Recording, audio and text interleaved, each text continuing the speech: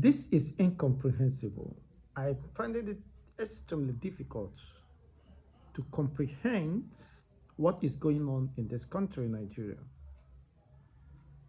You can't imagine that a government, the federal government of Nigeria, arrested some cops or members of Boko Haram, declared them de-radicalized, reintegrate them into the Nigerian security force, the police, the army, if the DSS, if I'm not mistaken. I mean, these are terrorists. What I claim terrorists? Terrorists with evidence of wreaking havoc across the length and breadth of Nigeria. These are not just mere terrorists. These are terrorists that have been certified by international community as the fourth most deadliest terrorist group on the surface of the earth. You reintegrate them into the system, the security system, rather than allowing them to face the law, to face the course of the law.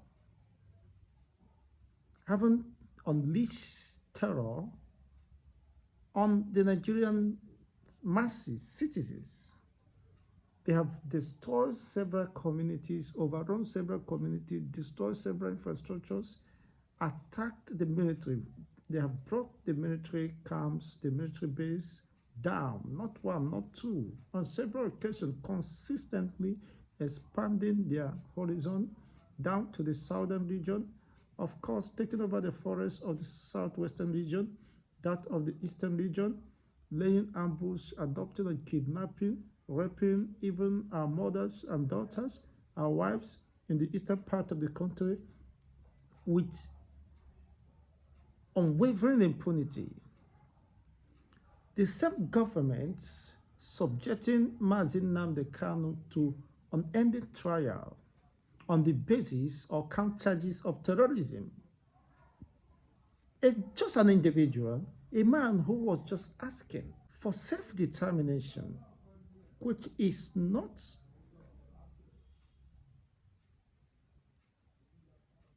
a crime under any law, not international law, not even the Nigerian law recognizes self-determination, self-defense. Very sadly to say, Nigeria preferred a man asking for the rule of law to take its course. They preferred a well-acclaimed terrorist to set them free and reintegrate them into the system, embrace them to become part of the government. No wonder during Jonathan's time, he observed that the Boko Haram members are in his cabinet. Now, what Buhari did was to integrate them, or to come out and say, we are together. This is your government. It's the government of Boko Haram. It's the government of terrorism. Buhari embraced them, reintegrated them to the society. They become part of the formation, military formation, security formation, and architect of the Nigerian state. No wonder some people consider Nigerian government as a terrorist government. That is their own personal opinion based on their expression of findings, but that is sadly more true when you consider during Buhari's time, the havoc, the impunity, the wreck across the entire region of the country. Unfortunately, Buhari's era was to be considered a mere joke compared to what is happening now, because they are coming in full force, dislodging camps, military camps and base. I mean, taking the military prisoners down, hacking most of them. It's quite unfortunate. All these people, upon arrest of most of them, they will say they have been repented and reintegrated into the security system.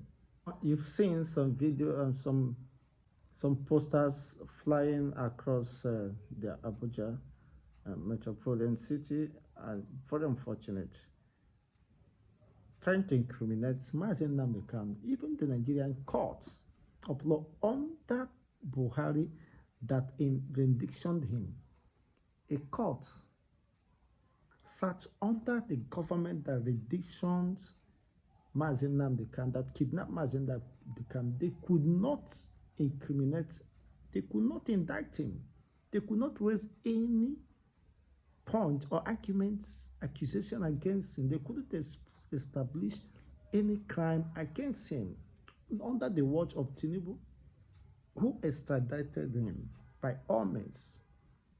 Now, if a man who kidnapped him, tortured him, could not establish any case against him, then who else will? Is it Tinubu that is just coming lately? Barely 2 years? Can Tinubu have any substantial evidence to nail Mazen Nnamdi Kanu? Just as the paddy game is playing hide and seek game, to the point that even they demanded that a max witness be provided during Buhari's time, which the court, in their wisdom, of course, has to reject it. But unfortunately, we don't know what the court is doing now or what they represent, what they stand for. It doesn't really stand for justice. They've seen that the same court judged Mazen Nnamdi Kanu, tried him, and set him free. So what else will the same court do? Will they change their positions? On what basis? On the basis that he has been incriminated or indicted of any crime?